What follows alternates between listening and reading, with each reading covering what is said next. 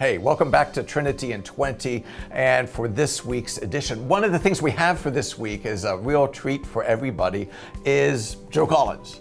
And Joe's this real treat, but some of you may or may not be aware, this is kind of like looking behind the curtain at Oz. And Joe is the absolute wizard of Oz here at Trinity, because Joe, we're back here. As you can look around, this is the back room, back the hallway. This is where literally all the magic happens for all of the stuff that you see recorded anywhere in our life together. And all of that is thanks to Joe.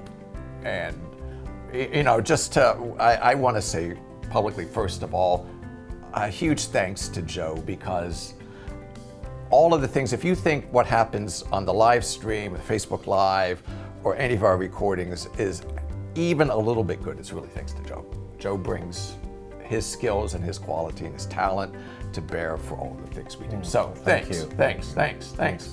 So you've been with us now, like 2.5 years. I got first involved, I was called by a friend, and she's like, hey, we're getting this new system in. Rebecca Karcher, who is not only communications, but my hiring director.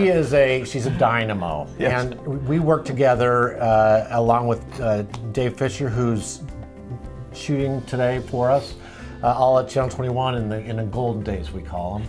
And she called me and she said, hey, you guys are getting a system in. And I'm like, wow, that's interesting. I had gotten out of church business in the media for a number of years. I was at another church for 18 years doing that. And I'm like, well, it sounds like an interesting thing to get into. That you're putting in all 10 cameras and 5 remotes and 5 little bitty lockdown cameras. And I said, let's go test it out. And you guys had the foresight to do that, and a lot of churches didn't do that. So I was like, wow, this is really nice. The installers, Circle City Audio, did a great job. So yeah, it was really good timing. Yeah. You know, that was like the end of January of 2020. I think it was. Sometime in January 2020. It was December 2019, around Christmas. We were doing our first test recordings onto Boxcast, which is what we use for streaming the videos. So, and then all of a sudden, like March came, and it's you and Pastor Haller and sometimes an organist and me and Pastor Anderson, and we were just here. And what was interesting for me about that time, the staff was great. So it was really, and I don't mean that in any other way to say, other than say it was very healing for me, because everybody was very accepting, very encouraging. And when I started into that first year, I'm like, wow, this is it. You had said, rightly so, that we're not going to have in-person services. And that was a smart idea. Not a lot of churches didn't do that, but everybody made their own choice. And so this became the only way people could digest it, which was it was like God tapped you guys on the shoulder and said, hey, you know what you might consider. And I feel like God often works, not to make it too about divine intervention, because I really don't know, but I feel like I was kind of brought in here. God does me favors once in a while. Yeah. Well, you know, I think looking back on all of that, the decision to, you know, as a lot of churches were wrestling with the notion of, do we go back in person? And there was a lot of anxiety about all of that. We all remember that. It was easier for us to say it's better for everybody's health and well-being to be able to continue live streaming, because you made a great product for us. If you want to call it a product, you made a great thing for us and made it easier for people, we believe, to maintain their health and safety.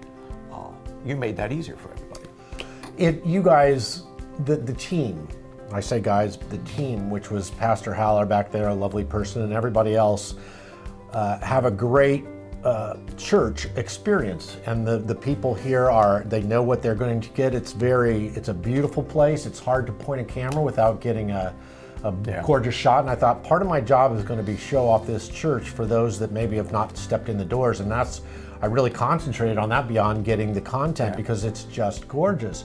And I think a lot of churches are missing that. They're more stripped down. And so that was one of my first goals, besides making it as clean as possible. But the other thing you did, and I don't know if that was you or Rebecca who had the foresight to say, let's also put this on Facebook eventually. I don't know if it was right away, and have people comment if they want or ask for prayers along the way. And I know every Sunday that when you get to, or whoever gets to prayer time, you've been given some of the prayers on your phone or however you receive it that has been passed on to you. Phenomenal, because the world's changed. When I started at the other church in 2000, the world was changing to media, and we knew something was big in the air.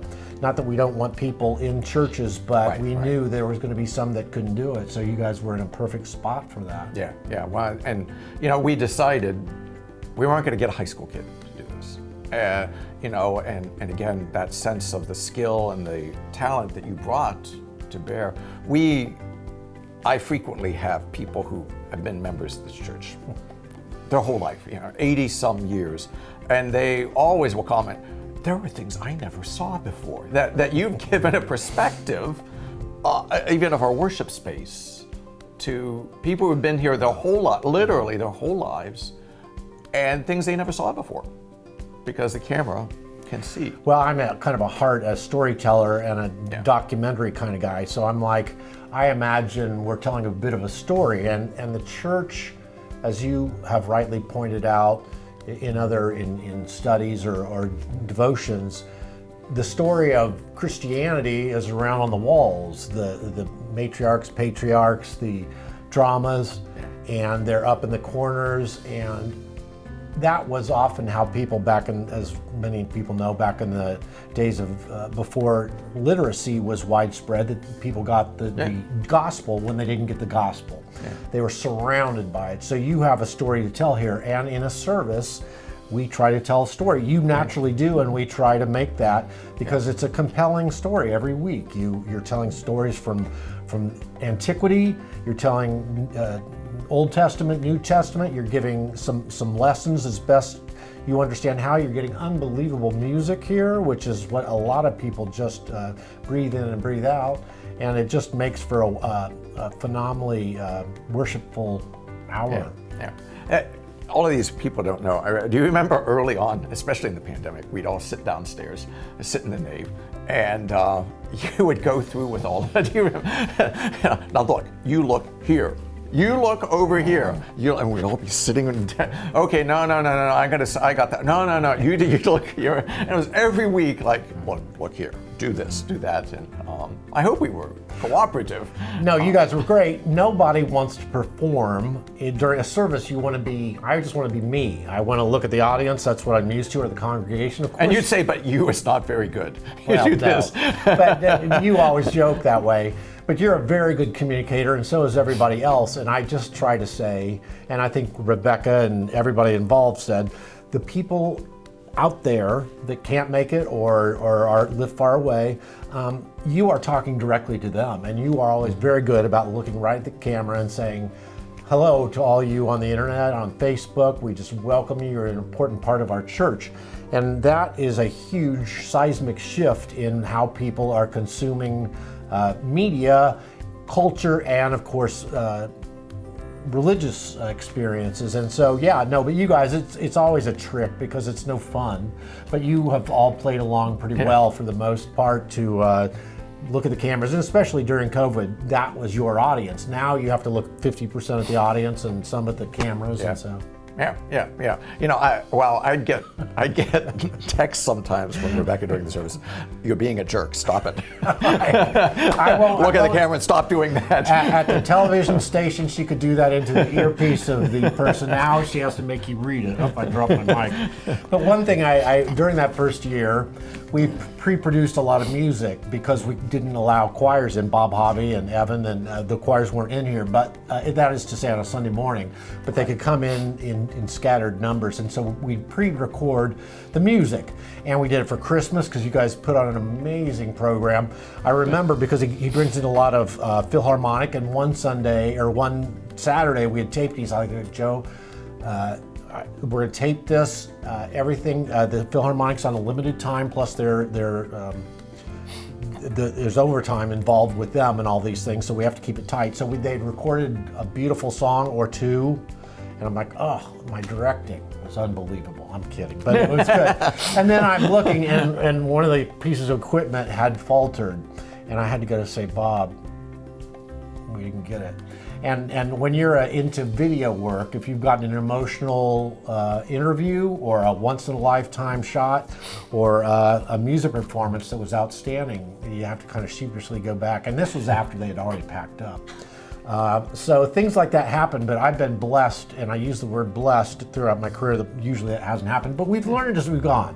Yeah. And we've changed a few things, and I think it's been good, and I'm very thankful for it too. Yeah, my wife and I both are. Yeah, well, I mean, you're part of our family. Yeah, here, well, thanks. Thanks. all the time, and really everything about all of that is thanks to your help and your insight.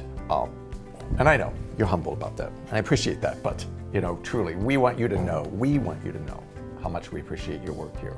Well, and I want to say just one more thing about that, because when you were doing Trinity in 20, and you're always thinking, okay, how can we make this as attractive, if that's the word, or consumable to people at home that may not have an hour and a half or an hour or whatever the case. So you made Trinity in 20, and you started to think, and it's understandable, that I don't know how many people are watching when they have a choice between the full length and this, the 20-minute service where you did some readings and certainly the gospel and a sermon and the prayers.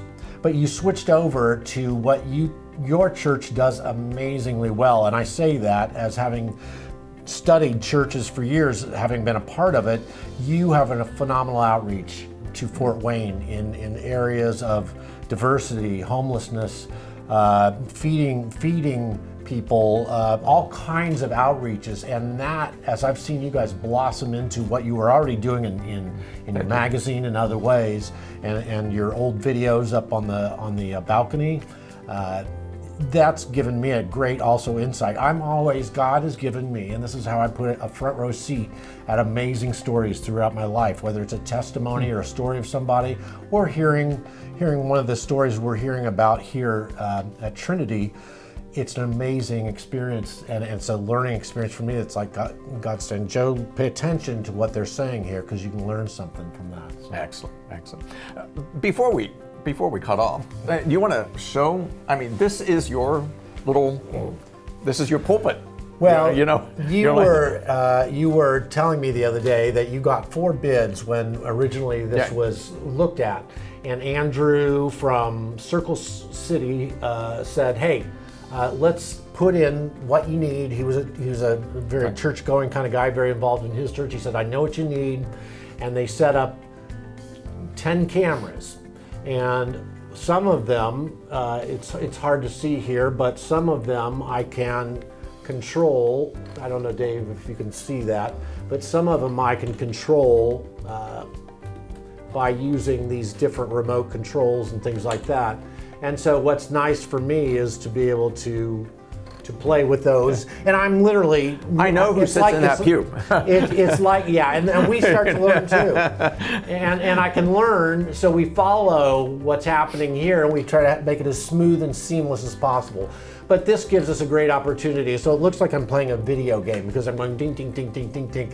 And in the end, it's just to make it look invisible, so that people are watching the service and not feeling like, boy, that looks really produced or clunky or whatever. So hopefully we do that. But again, it gives us the shots of the church are gorgeous. All the lights are off right now. But the 10 cameras, Eric Fry's been sitting here helping, and he's amazingly helpful for me to keep me on track of things, and we get notes if something's happening during the service. So it's worked out really well. So when you fall asleep during the sermon, Eric's here like, "Hey, Joe, he's done." Well, he finished, Joe. He's a detail person. He really and is. Sometimes I'm not, and so it's like, great. I need somebody like that in my life. Yeah. Joe, thanks for being with us. Yeah. Thanks for your gifts, for sharing your talents here, and being part of our family, part of our program. Well, thanks, Gary. It's been a wonderful experience, and I hope we can continue. Yeah, I do too. I do too. And we hope to be able to continue with you, and join us again for Trinity in 20.